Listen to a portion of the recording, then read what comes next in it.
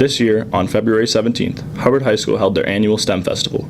Students participated in events to test their knowledge and creativity. One of these events was bridge building.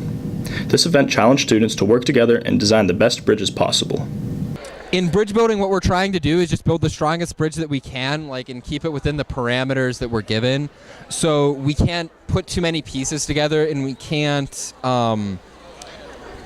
build it too thick, which presents a challenge. So what we have to do is work with a lot of angles to try and build it as strong as we can. This year, students in Mrs. Cantor's class were given the option to build a fractal.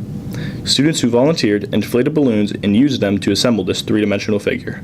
Today we are building a giant fractal out of balloons, and we've been building it all morning, and it's super fun. And a fractal is just a set of repeating triangles, and we're having a great time. One of the biggest features at the STEM Festival is the trebuchet. Students put their carpentry skills to the test to hurl objects across the gymnasium. For the trebuchet competition, we had to build what is called a trebuchet, which just come this way, I'll show you what I'm talking about.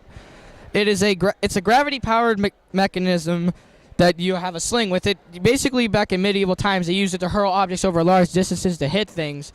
And some of the requirements we had to do is that it cannot be a hybrid of a catapult or a trebuchet. You have the fulcrum, or the axle right here, has to be made of metal, and it cannot go over 1 meter above the ground. The base has to fit in at least a 2-meter square, so we made ours a little bit small.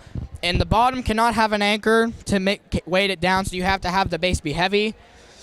Basically, it makes a trebuchet. Students also had the option to design their very own rockets. Okay, well, this is our rocket launcher project, and people can just come, they make their own rockets. It looks kind of like this when it's done, and we compress air and shoot it at the targets. Students and teachers here at Hubbard High School worked together to make this year's STEM Festival a success.